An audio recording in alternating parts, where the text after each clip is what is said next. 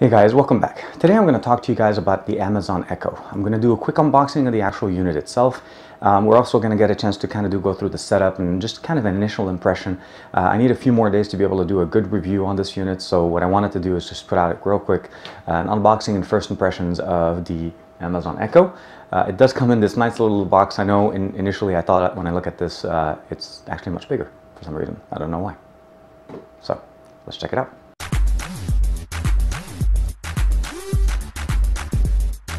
Okay, so we have here the actual box that the Amazon Echo came in. It's actually not that big. I'm surprised kind of the way it looks like. But overall, when I first saw the box, I actually thought I got the wrong item. But if I do a quick comparison for you guys real quick here, this is my Nexus 6, of course. It's a 6-inch display. It's about the height of a 1.5. A little bit over, not that long. But overall, very nice. I was actually surprised. And then when you look at the actual box itself, so we're taking off the sleeve, it actually is not really indicative of anything. It doesn't say Amazon, it doesn't say actual Echo. The only thing you see is that orange kind of highlight on the inside of the box. We'll put that on the side a little bit.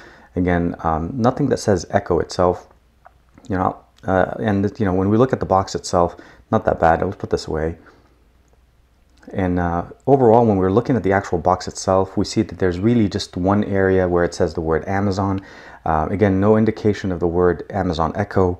And you can see this here. Let me see here. And then, there's nothing much here. I'll try to show you guys real quick. And once we open it up, actually, it's pretty easy to set it up. There's a flap at the bottom. It opens up. And again, we have the orange kind of highlight of what we get here.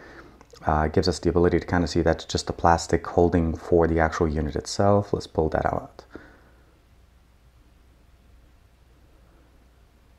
And yeah, it's actually not bad. It looks pretty good. This is the actual unit itself. We do get a small manual real quick that gives us an explanation of some of the commands that we can use with Echo. It tells us, of course, that Alexa is the trigger word for it. Here we have the wall wart. Essentially, it's a proprietary wall wart, so you don't have the ability of connecting it to a micro USB charger or taking it on the go, so you do definitely need to carry that with you. Put that on the side. And then we, of course, have the actual remote itself. This is the actual Amazon Echo remote. Before you go through too long, though, we do definitely need to make sure that there is an actual companion app that you need to download and install and set up on your device. Actually, I'm going to show you guys on my device. It's just loading. And it starts up with the page. It says Amazon Echo, recognizes my account. It says set up your Echo. So we'll go ahead and do this in a second. We'll just finish up unboxing here. We do get 2 AAA batteries for the remote. This is the Amazon Echo remote. Go ahead and open it up real quick for you guys.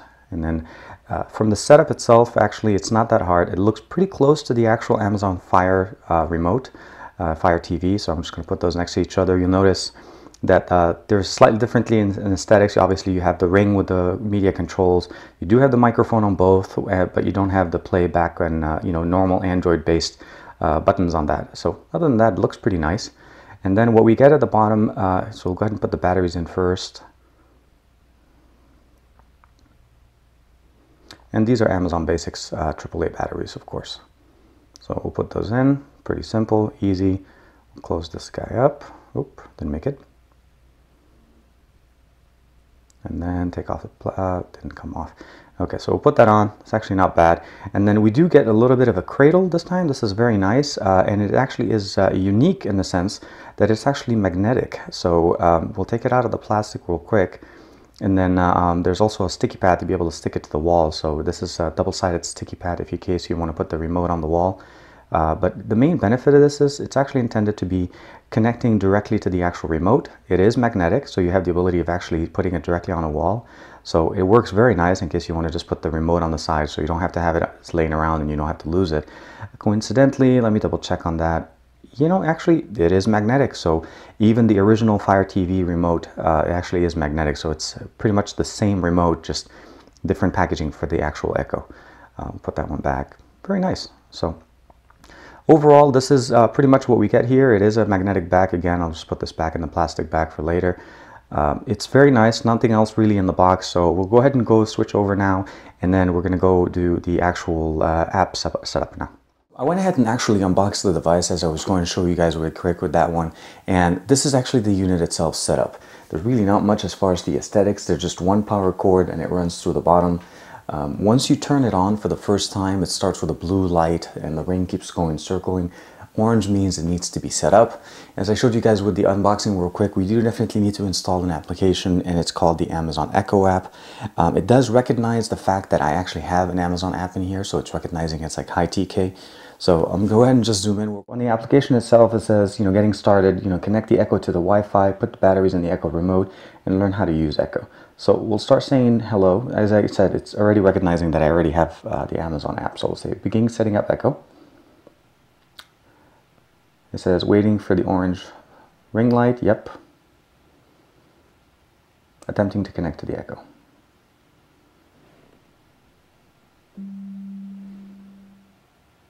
Notice the bring. Connected to your device. Go ahead and complete the setup in your companion app. Okay. At this point, it's asking me to set up the Wi-Fi connection, not for my device, but for the Echo itself. So they've connected to each other. My assumption is that they've either paired via Bluetooth or some type of technology, but my Wi-Fi is on, so I'm hoping it's that. So I'll go ahead and log into my connection and giving it a few seconds to actually setting it up, preparing your Echo. And you guys could see the Echo is actually in the background, so it's really interacting directly with it. Let's put battery in the remote, setup complete.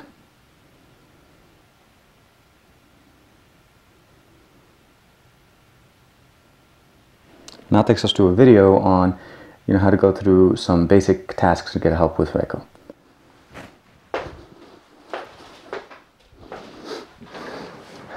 So from what you guys saw with the actual setup itself, it's pretty simple. From what it looks like, the app actually kind of focuses on the fact that you already have credentials in with the Amazon app. So if it has that, it picks up from that. And then when it goes ahead and actually just starts setting it up. It was pretty quick. The system, once it's set up, the orange spinning light goes away. It means it's actually set up and it's in waiting, I guess, pairing mode, which is the ability to be able to basically set it up and go through. It's connected to my Wi-Fi, and it actually still has the hot word, hi Alexa, tell me a joke. What did 0 say to 8? Nice belt. So yes, there is interactive voice commands, something that we generally don't have within Google Now, meaning if we ask a question of Google Now, it just doesn't give us basically all that information in a kind of conversational manner. It just kind of gives us that answer. So, hi Alexa, what does the fox say? Wah wah way do.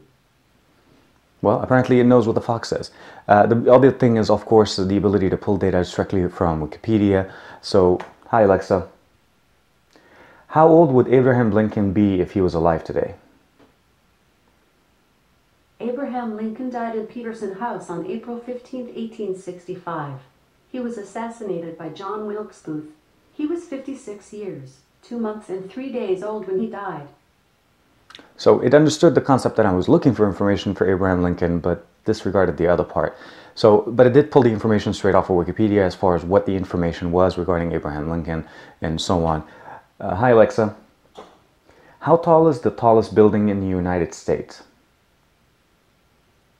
Sorry, I don't have the answer to that question. Hi Alexa, what's the tallest building in the world? The tallest building or building complex is Burj Khalifa. So it gives us the information. It's really easy. You're also supposed to be able to go through some other setups and other informations that you'd like to do. They give you a list of what you can do as far as stations, show, music library. It actually does sync up directly to Amazon Prime Music if you have that. It also seems like if you mute the microphone so it doesn't no longer respond to you, it does go into a red ring. Hi Alexa. No longer answer. So you're able to actually turn it off so you don't have people being able to basically get bothered by it. Aesthetically, actually looks nice if you think about it. It matches the screen on my display right here and the aesthetics of the entire dark theme going on.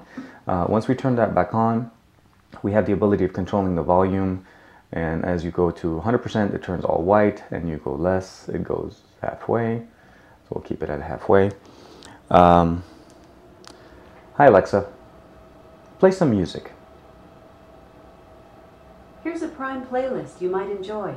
2 cellos, Sulik and Hauser, and more.